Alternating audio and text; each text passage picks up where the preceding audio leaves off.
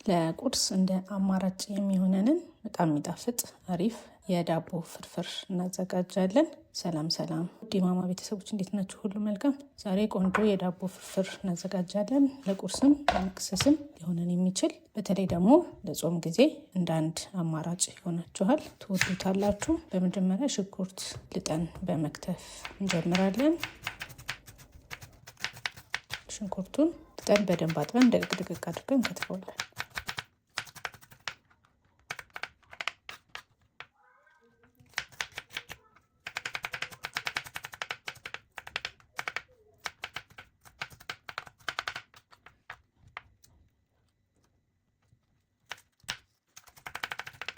ሰብስክራይብ ያላደረጋችሁ ሰብስክራይብ እያደረጋችሁ ቤተሰብ ሆኖ ቪዲዮውን ከወደዳችሁት ላይክ አድርጉት።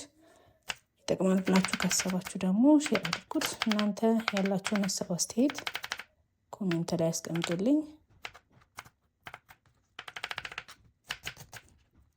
እናንተ የምታዘጋጁበት የተለየ የራሳችሁ መንገድም ካለ ሼር አድርጉን። እንደዚህ ሽንኩርታችንን ደቀቅ አድርገን ከትፈናል። ያው ዳቦ ፍርፍር ስለሆነ ምንም ቢሆን ፍርፍር ስለሆነ ሽንኩርቱን በርከት አድርጌዋለሁ። በቀጣይ ቲማቲም ነው። 2 ቲማቲም ቀላቀላ ያለ ቲማቲም ተጠቅሜያለሁ። እሱንም ደቀቅ አድርጌ ከትፈዋለሁ። ነገር ግን የቲማቲሙን ቆዳ ስበላውም ይሆን ሳየው አልወደውም የምትሉ አይነት ከሆነ ቲማቲሙን ወይ በማሽን በደንብ መፍጨት፣ ካልሆነ ደግሞ ቲማቲሙን ቀቅላችሁ ልጣጩን አውጥታችሁ መጠቀም ትችላላችሁ።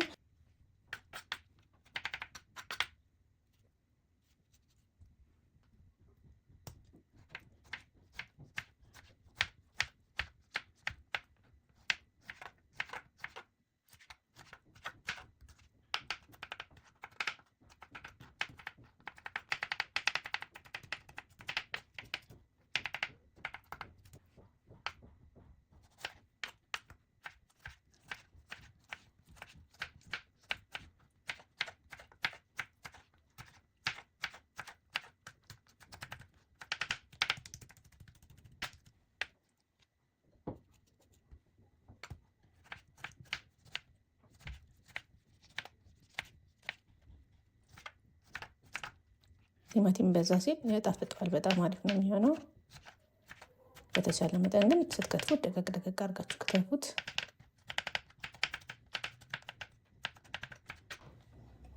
እንደዚህ አድርጌ ከትፌ አዘጋጅቼዋለሁ። ከዛ ሽንኩርታችንን በማብሰል እንጀምራለን። ውሃው መጠጥ እስኪልልን ድረስ እናበስለዋለን። እንደዚህ ውሃውን ሲመጥልን ዘይት እናደርጋለን። እንደምትጠቀሙት የሽንኩርት መጠን እንደምታዘጋጁት የፍርፍር መጠን የዘይቱ መጠን ይለያያል። ከዘይቱ ጋር የተመጣጠነ ከሽንኩርቱ ጋር የተመጣጠነ እንዲሆን እንደዚህ መሰል ያደረጋችሁ ቼክ ብታደርጉት ያግዛችኋል። ስለዚህ እንደዚህ ዘይት አድርገን ጥብስ እናደርገዋለን። እንደዚህ ቆንጆ ሆኖ ሲጠበስልን በርበሬ እናደርጋለን። 1 የሾርባ ማንኪያ በርበሬ አድርጌያለሁ። እናንተ እንደ ጣዕማችሁ በርበሬ በደንብ የምትፈልጉ ከሆነ ጨመር ማድረግ ትችላላችሁ። ካልሆነም በርበሬ የሚያቃጥላችሁ አይነት ከሆነ አነስ ታደርጉት። መጠኑን የምትጠቀሙትን መጠን አነስ አድርጋችሁ ትጠቀሙታላችሁ። ከዛ እንደዚህ መጀመሪያ ላይ ምንም ውሃ ምንም ሳናረግበት እናበስለዋለን። እንዲህ በደንብ ምስል እያደረጋችሁ አብስሉት። በቀጣይ ቲማቲም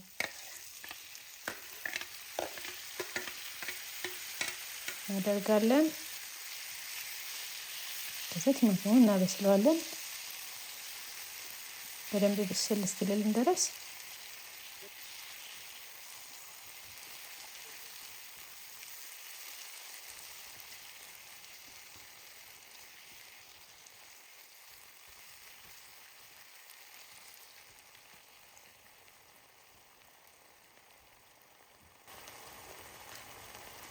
በርበሬያችሁ የሚያቃጥል አይነት ከሆነ የማቁላያ ቅመም አድርጋችሁ ቲማቲሙን ከመጨመራችሁ በፊት በርበሬውን ትንሽ በሰል ማድረግ ትችላላችሁ። እንደምታዩት እንደዚህ ቲማቲሙ በስል ብሏል።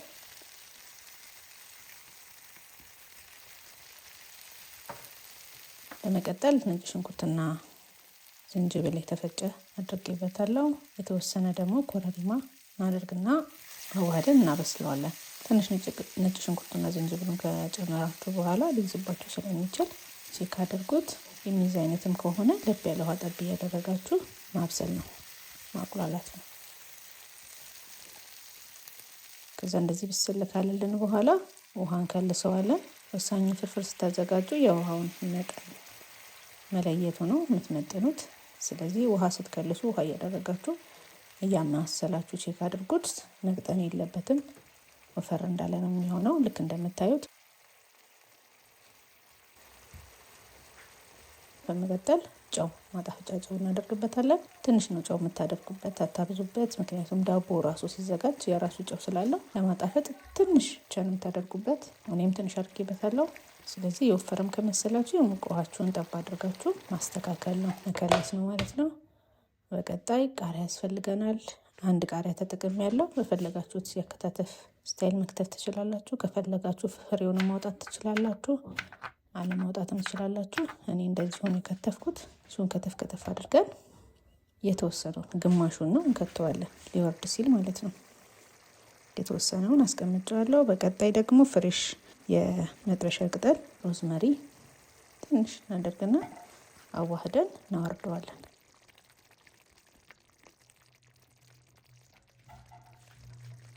ይሄው እንደዚህ አውርደነዋል። እንደምታዩት ቆንጆ ውፍረት ላይ ነው ያለው። በጣም መቅጠን የለበትም። እንደዚህ ሲሆን የሚጣፍጠው። ስለዚህ የምናፈረፍረውን ዳቦ እንቆራረሳለን። እኔ የተጠቀምኩት ትኩስ ዳቦ ስለሆነ የቆየ አይደለም፣ ወዲያው ላዘጋጀው ስለፈለኩኝ ነው። እሱን እንዴት እንደምታዘጋጁ እናያለን። ነገር ግን እናንተ አሳድራችሁ ብትጠቀሙት ሞር አሪፍ ነው። ስትፈረፍሩት ክት አይልባቸውም፣ አሪፍ ነው የሚሆነው። ካልሆነ እንደኔ ደግሞ ትኩስ ዳቦ ተጠቅማችሁ በዛው በእለቱ የተዘጋጀ ዳቦ ማለት ነው ትኩስ፣ እሱን ተጠቅማችሁ ማፈርፈር ደግሞ ስትፈልጉ እንዴት እንደምታፈረፍሩት አሁን አሳያችኋለሁ። ለብቻው መጥበሻው ላይ እንደዚህ ቆራርሳችሁ ከጨረሳችሁ በኋላ መጥበሻው ላይ ሳይሆን የምትጨምሩት በሌላ ሰፋ ባለ እቃ ላይ ተገለብጡታላችሁ። እንዴት ሳይቦካ ያላደረ ዳቦን እንደምታዘጋጁ ማለት ነው። ግን ትንሽ ያደረ እርጥበቱን መጠጥ ያለ ዳቦ ከሆነ እዛው ከታችሁ ብታዋህዱትም ችግር የለውም። ስላይስ ዳቦ የምትጠቀሙ ከሆነ ደግሞ መጀመሪያ ተወስት አድርጉት፣ አለበለዚያ ይቦካባችኋል፣ ፍርስርስ ይልባችኋል።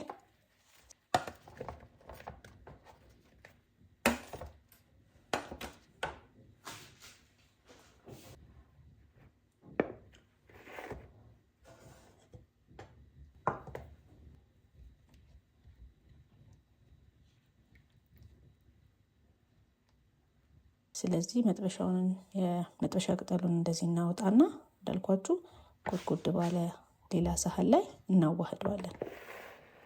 ቀስ እያለን በማንኪያ እያዳረስን ቀስ እያለን እናማስለዋለን ማለት ነው።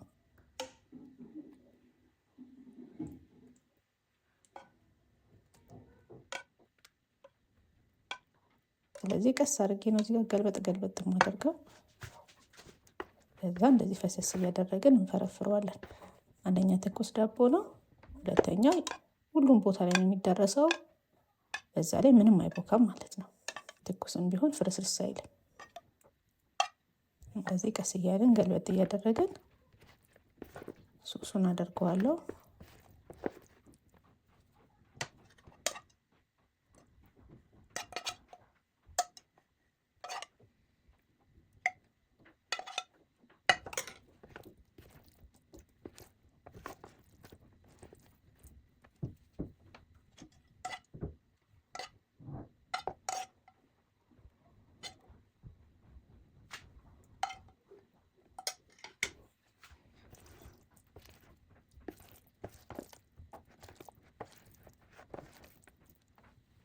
ነው እንደዚህ ቆንጆ አድርገን ቀላቅለና እንደምታዩት ምንም ፍርስርስም አላለም።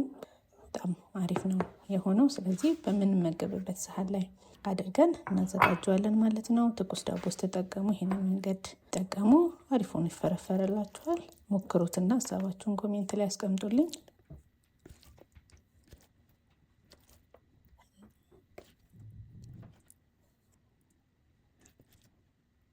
እንደዚህ የተወሰነ ቀርቶኛል። የምንመገበው እቃ ላይ ካደረግን በኋላ ትንሽ ያስቀረውን ቃሪያ ከላይ ጣል ጣል እናደርግበታለን። እንደምታዩት እንደዚህ ቆንጆ አሪፍ የዳቦ ፍርፍር አዘጋጅተናል።